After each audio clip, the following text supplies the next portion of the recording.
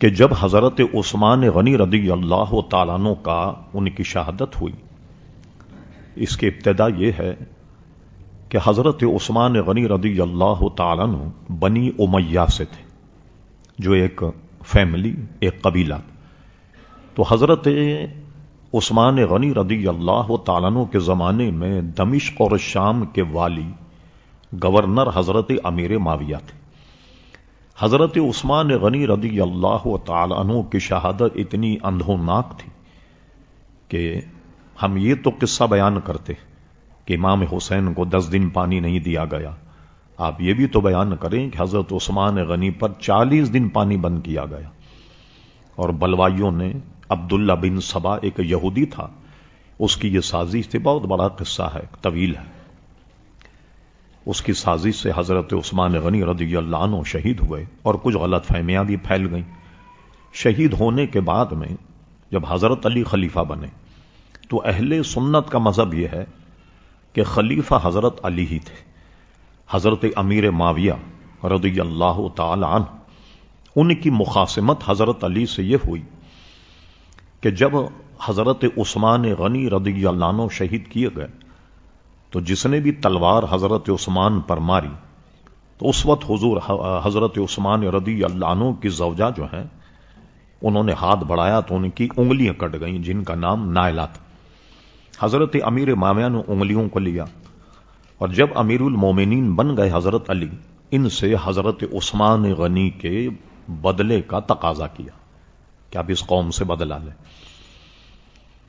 اب ان کا مطالبہ بالکل درست تھا، اور ان کے مطالبے میں کئی صحابہ کرام شامل تھے، خود ام المومنین حضرت عائشہ صدیقہ جو وہ بھی اس مطالبے میں شامل تھی۔ مطالبہ تو صحیح تھا، لیکن حضرت علی رضی اللہ تعالیٰ عنہ اپنے علم و تدبر سے دیکھ رہے تھے کہ میں نے اگر بدلہ لیا تو سلطنت اسلامیہ ٹوٹ جائے گی، حالات اتنے نہیں۔ یہ کہتے تھے بدلہ لو، وہ کہتے تھے کہ کیا نام ہے، اس وقت حالات ایسے نہیں، جس میں جو مخاصمت ہوئی، جو رنجش ہوئی، اس کا سبب یہ۔ اور ظاہر ہے دونوں طرف صحابہ کرام علیہم رضوان جو ان کا گروہ تھا، ہم کسی پر لام تان نہیں کر سکتے، مگر اہل سنت کا مذہب یہ کہ حق پر حضرت علی تھے، یہ تو طے ہے۔ اب آئیے تھوڑی سی باتیں اس میں اور۔ حضرت عمر بن عبد العزیز سے کسی نے پوچھا کہ یہ جو امیر معاویہ اور حضرت علی میں جنگ ہوئی، اس میں کیا معاملہ تھا، کیا سلسلہ تھا؟ تو حضرت عمر بن عبد العزیز نے بہت عمدہ الفاظ میں سمجھایا، فرمایا یہ بتاؤ کہ کیا ہم اس جنگ میں موجود تھے، کہ ہماری تلواریں اس جنگ میں چلیں؟ تو سائل نے کہا کہ نہیں۔ فرمایا جب اللہ تعالیٰ نے ہماری تلواروں کو محفوظ رکھا، ہم کو چاہیے کہ ہم اپنی زبانوں کو بھی محفوظ رکھیں۔ کئی واقعہ بیان کریں تو کسی کی شان بے ادبی ہو تو دونوں طرف صحابہ کرام علیہم رضوان، ایک بات تو یہ۔ دوسری بات آئیے، خود حضرت علی کا اخلاص۔ شاہ عبد الحق محدث دہلوی رحمت اللہ علیہ نے عقائد پر ایک کتاب لکھی، تکمیل الایمان، وہ ہمارے پاس موجود ہے، اس پہ اس مسئلے میں نشان بھی لگا ہوا۔ کسی نے حضرت علی رضی اللہ عنہ سے بڑا معقول سوال کیا، کہا علی رضی اللہ عنہ، حضرت صدیق اکبر کے زمانے میں تو اسلام اتنا پھیلا، یعنی مانعین زکوٰۃ کو کچل دیا گیا، مسلمہ کذاب سے یمامہ میں جنگ ہوئی، جو جھوٹی نبوت کا دعویٰ کیا اسے کچل دیا گیا، اور یہ اتنی بڑی تحریک تھی کہ صحابہ 10,000 کی تعداد اور مسلمہ کذاب کی فوج 1,00,000 تھی، بہت سخت رن پڑا، اسے بھی کچل دیا، بہت بڑی فتوحات بھی ہوئی۔ اور حضرت فاروق اعظم کے زمانے میں تو فتوحات کا تانتا بن گیا، قیصر و کسریٰ فتح ہوئے، جو زمانے کی سپر پاور، بغداد، بصرہ، جانے کہاں کہاں تک فوجیں پہنچ گئیں۔ اور حضرت عثمان غنی رضی اللہ عنہ کے زمانے میں بحری جنگیں ہوئیں، جو کشتی ہوتی ہے۔ کسی نے حضرت فاروق اعظم کو مشورہ دیا کہ ہم کشتی کے ذریعے سے اگر دوسری حکومتوں پر حملہ کریں، یہ بھی مسلمانوں کے زیر اثر آ سکتی اور اسلام پھیل سکتا۔ تو حضرت فاروق اعظم نے اس وقت تک کشتی دیکھی نہیں، فرمایا پہلے دکھاؤ۔ کشتی کو دیکھا گیا اس پر چل کر حضرت فاروق اعظم نے جب اس کے معاملات کو دیکھا فرمایا نہیں، میں اس میں جنگ کی اجازت اس لیے نہیں دیتا کہ اس میں مجھے خطرہ زیادہ لگتا ہے، فائدہ کم۔ نہیں ہوئی جنگ۔ حضرت عثمان غنی رضی اللہ عنہ کے زمانے میں جب بحری جنگیں شروع ہوئیں تو اسلام بلاد عرب سے نکل کر عجم تک پہنچ گیا، بہت بڑی فتوحات۔ حضرت علی رضی اللہ عنہ کے زمانے میں خانہ جنگی ہوئی، آپس میں لڑے، تو آپ کے زمانے میں کچھ نہیں ہوا؟ پوچھنے والا جو تھا اس نے یہ کہا۔ تو دیکھیے حضرت علی نے بجائے کسی پر لان تان کرنے کے بڑا شاندار جواب دیا، جس کو شاہ عبدالحق محدثی دہلوی رحمۃ اللہ علیہ نے اپنی کتاب تکمیل الایمان میں بیان کیا۔ فرمایا کہ صدیق اکبر کے زمانے میں فتوحات اس لیے ہوئیں کہ انہیں مشورہ دینے والے میرے جیسے لوگ۔ حضرت فاروق اعظم کے زمانے میں سلسلہ اس لیے بڑا کہ انہیں مشورہ دینے والے میرے جیسے۔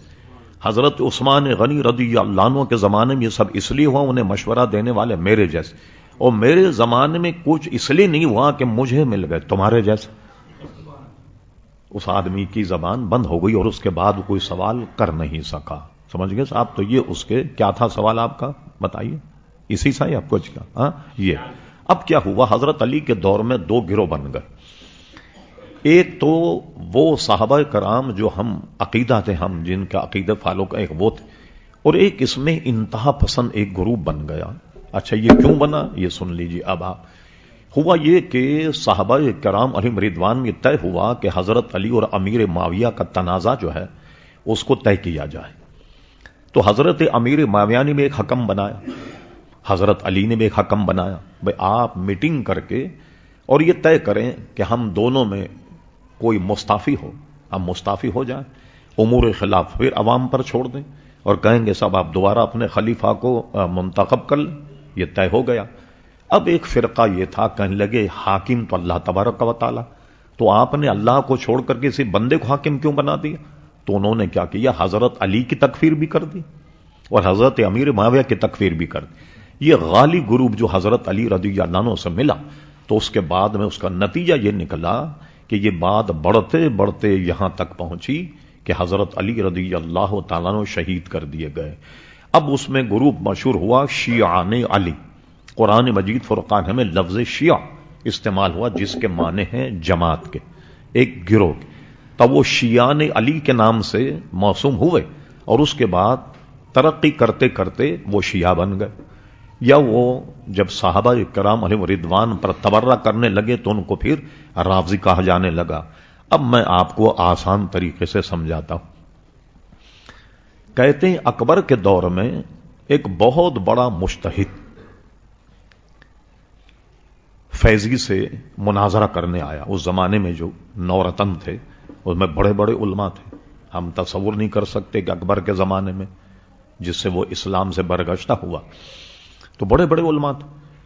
اس میں سے فیض علی فیضی اور یہ دو بھائی، یہ اتنے ماہر تھے علوم کے کہ فیضی نے اکبر کے دور میں قرآن مجید کی ایک تفسیر لکھی، اور وہ تفسیر غیر منقوط تھی۔